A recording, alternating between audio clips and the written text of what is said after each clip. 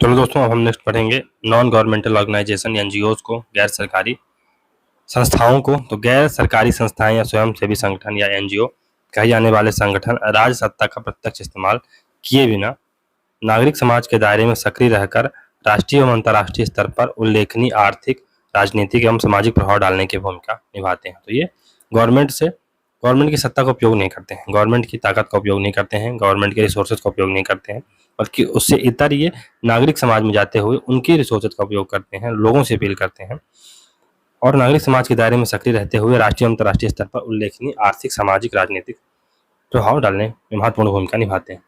अनिवार्य तौर से सरकारी क्षेत्र के बाहर और हित आधारित पक्ष पोषण के लिए कार्यरत रहने वाली इन संस्थाओं का मकसद मुनाफा कमाना न होकर स्वयंसेवी भाव से उन क्षेत्रों में विकास की पहलकदमियां लेना होता है जहां राज्य या तो जाना नहीं चाहता या फिर उसकी पहुंच कमजोर होती है। तो दूर दराज इलाकों में जहां पर राज्य पहुंच नहीं सकता है, वहां पर ये महत्वपूर्ण भूमिका निभाते हैं, या ऐसे क्षेत्र जहां राज्य जाना ही नहीं चाहता है तो फिर ये अपनी महत्वपूर्ण भूमिका उसमें निभाते हैं। इस लिहाज से एनजीओ खुद को सरकारी और कॉरपोरेट सेक्टरों से अलग थर्ड सेक्टर के रूप में पेश करते हैं। अंतर्राष्ट्रीय एनजीओ इंटरनेशनल एनजीओ कहलाते हैं, इंगो कहलाते हैं। व्यावसायिक एनजीओ को बिंगो कहते हैं। तो इंटरनेशनल एनजीओज को, अंतर्राष्ट्रीय एनजीओज को इंगो कहते हैं, व्यावसायिक एनजीओ को बिंगो कहते हैं, धार्मिक गतिविधियों में लिप्त एनजीओ को रिंगो कहते हैं, पर्यावरण का मुद्दा उठाने वालों को इंगो कहते हैं। जो एनजीओ सरकार से पूरी तरह स्वतंत्र नहीं है उन्हें क्रैगजी ऑटोनॉमस क्वाजी ऑटोनॉमस यानी कि कॉन्गो का नाम दिया गया है। उदाहरण के लिए रेड क्रॉस। तो ये सरकार से पूरी तरह स्वतंत्र नहीं, इन द सेंस कि सरकार की फंडिंग लेते हैं। बहुत सारे ऐसे एनजीओज हैं जिनको सरकार फंडिंग देती है, चलिए आप काम कर रहे हैं तो और उसको विस्तारित करिए। जैसे कि जो एक बचपन बचाओ आंदोलन है, कला शतार्थी का, तो ऐसे आंदोलन फिर फंडिंग पाने लगते हैं। ऐसे भी एनजीओ हैं जो केवल नाम के हैं और पूंजी उगाहने के अलावा कोई काम नहीं करते हैं। उन एनजीओ को ब्रीफ केस एनजीओ या ब्रिंगो के नाम से बुलाया जाता है। अपराध जगत और गैर कानूनी गतिविधियों को अपनी आड़ में छुपा लेने वाले एनजीओज को क्रिंजो कहा जाता है। विश्व बैंक द्वारा दी गई परिभाषा के अनुसार एनजीओज उन निजी संगठन को कहते हैं जो समाज के कमजोर तबकों की तकलीफें कम कर उन्हें राहत पहुंचाते हैं, गरीबों के हितों की वकालत करते हैं, पर्यावरण की रक्षा के लिए आवाज बुलंद करते हैं, बुनियादी सामाजिक सेवाएं मुहैया कराते हैं या सामुदायिक विकास की जिम्मेदारी उठाते हैं। राज्य और राजनीति के संस्थागत दायरों से बाहर राष्ट्रीयतर पैमाने पर होने वाली गतिविधियों में भी इन संगठनों का हाथ रहता है।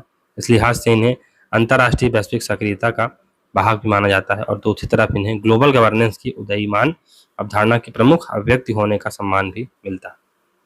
हालांकि एनजीओ परिघटना पुरानी है, पर 90 के दशक में सोवियत खेमे के ध्वस्त हो जाने के बाद उसे सिविल सोसाइटी एक्टिविज्म के पर्याय के रूप में देखा जाने लगा है। कई बार एनजीओ की गतिविधियां सामाजिक आंदोलनों के साथ घुल-मिल जाती हैं। मार्क्सवादियों द्वारा इनकी कड़ी आलोचना भी की गई है, यहाँ तक कि इन्हें साम्राज्यवाद का एजेंट भी बताया जाता है।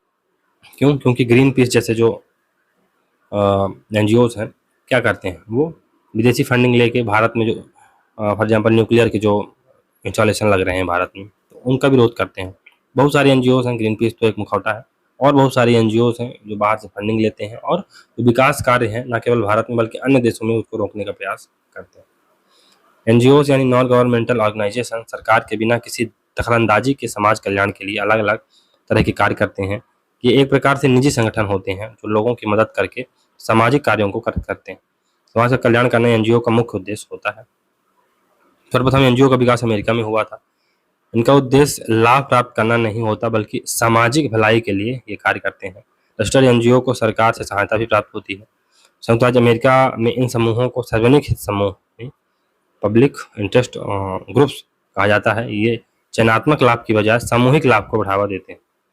एनजीओ अनुभागीय समूह यानी सेक्शनल ग्रुप्स के विपरीत प्रमोशनल ग्रुप्स यानी प्रचार समूह का एक रूप है। साझा मूल्यों, आदर्शों एवं सिद्धांतों को बढ़ाने के लिए इनकी स्थापना की जाती है। कभी कभी इन्हें कारण या दृष्टिकोण समूह अप्रोच ग्रुप्स भी कहा जाता है। फिर प्रचारक समूह यानी प्रमोशनल ग्रुप्स को भी एनजीओ के रूप में परिभाषित किया जाता है। उनका लक्ष्य अपने स्वयं के सदस्यों के अलावा अन्य समूहों की सहायता करना है। उदाहरण के लिए सेव द व्हेल्स, व्हेल को बचाने के लिए एक संगठन है। कुछ संगठनों में अनुभागी और प्रचार दोनों विशेषताएं होती हैं। अमेरिका में श्वेत लोगों के लिए national association for the advancement of coloured people, national association for the advancement of coloured people NAACP है, जो भेदभाव का विरोध करके रोजगार के अवसरों को बढ़ाने के लिए आंदोलनरत है। यह सामाजिक न्याय और नस्ली सद्भाव से संबंधित है। फिर राजनीतिक शब्दावली में एनजीओ शब्द की मौजूदगी 1945 में पहली बार उस समय दर्ज की गई जब संयुक्त राष्ट्र का चार्टर बना। इस चार्टर के अनुच्छेद 71 में इन संगठनों को एनजीओ का दर्जा दिया गया, जो संयुक्त राष्ट्र की आर्थिक सामाजिक परिषद के लिए सलाहकार की भूमिका निभाते थे। इस प्रकार एनजीओ को विकास के ऐसे एजेंट के रूप में जाना जाने लगा जो राज्य और कॉरपोरेट जगत के मध्यस्थता के रूप में कार्य करते हैं। इस समय पूरी दुनिया एनजीओ नेटवर्क से आच्छादित है। उनके शीर्ष पर इंगो है, जिन्हें ऑक्सफेम या एक्शन एड जैसे ताकतवर एवं विशाल संगठन है। फिर इनमें गर्भपात पर संसद संपर्क समर्थक, पसंद और जीवन समर्थक, लॉबी, नागरिक स्वतंत्रता के पक्ष में अभियान या टेलीविजन पर सेक्स और महिला हिंसा के खिलाफ अभियान, प्रदूषण एवं पशु क्रूरता एवं या पारस्परिक या धार्मिक मूल्यों की रक्षा के लिए विरोध शामिल है। फिर ट्रांसनेशनल एक्टिविज्म के एजेंट के रूप में एनजीओ को देखने की शुरुआत शीत युद्ध खत्म होने के बाद हुई। नव उदारवादी भूमंडलीकरण के खिलाफ संघर्ष करने वाले वर्ल्ड सोशल फोरम में एनजीओ जमकर भागीदारी कर रहे हैं। एक गैर सरकारी संगठन नॉन गवर्नमेंटल ऑर्गेनाइजेशन एक निजी गैर वाणिज्यिक समूह या निकाय है जो अहिंसात्मक तरीके से अपने लक्ष्य को प्राप्त करना चाहते हैं। ये एनजीओ आमतौर पर अंतर्राष्ट्रीय राजनीति में सक्रिय होते हैं। यूनाइटेड नेशन ऑर्गेनाइजेशन या ईओ जैसे संगठन इनमें औपचारिक परामर्श भी लेते हैं। तो नॉन गवर्नमेंटल ऑर्गेनाइजेशन, ये नॉन गवर्नमेंट ऑर्गेनाइजेशन गैर सरकारी संगठन, तो ये इनको दो भागों में बांट सकते हैं। पहला क्रियाशील गैर सरकारी संगठन और हिमायती गैर सरकारी संगठन। तो इनका प्राथमिक उद्देश्य क्या होता है? परियोजनाओं का डिजाइन एवं क्रियान्वयन करना। इनकी प्रकृति विकास संबंधी एवं राहत संबंधी हो सकती है। हिमायती गैर सरकारी संगठन का उद्देश्य होता है विशेष कारण के लिए गठित या समूह हितों का बचाव करने हेतु। सामाजिक क्रिया समूह, सोशल एक्शन ग्रुप, तो ये मानव, पशु एवं पर्यावरणीय सुरक्षा की चिंता करते हैं एवं गरीबों एवं दलित वर्गों हेतु कार्य करते हैं। सामाजिक सक्रिय समूह, सोशल एक्शन ग्रुप के लक्षण हैं, ये गैर स्वायत्तशासी होते हैं, ये पक्षपाती समूह है, ये गैर संस्थानिक संगठन नहीं होते हैं।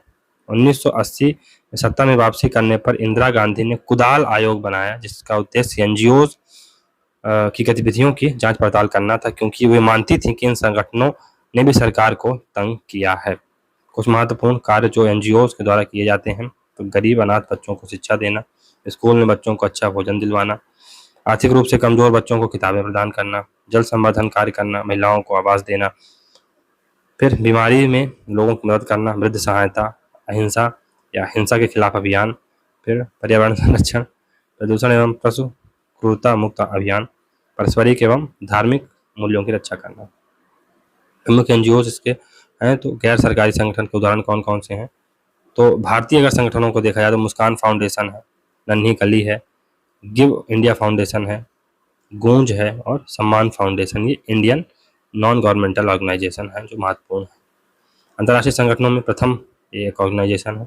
पर्यावरणीय जो आंदोलन है या पर्यावरणीय जो अंतर्राष्ट्रीय संगठन है, एनवायरमेंटल एनजीओ, उसमें ग्रीन पीस है, वन नेचर है, फ्रेंड्स ऑफ अर्थ है, WWF है, यानी world wide fund for nature है, ये बहुत महत्वपूर्ण है। इसकी स्थापना 1961 में हुई थी।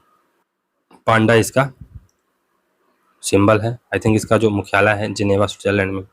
केयर इंटरनेशनल, ऑक्सफॉर्म इंडिया, ये इनइक्वालिटी पर अपनी रिपोर्ट देता है। मानवाधिकार संरक्षक तो एमनेस्टी इंटरनेशनल है, PUCL है, एशिया वॉच या राष्ट्रमंडल मानवाधिकार पहल।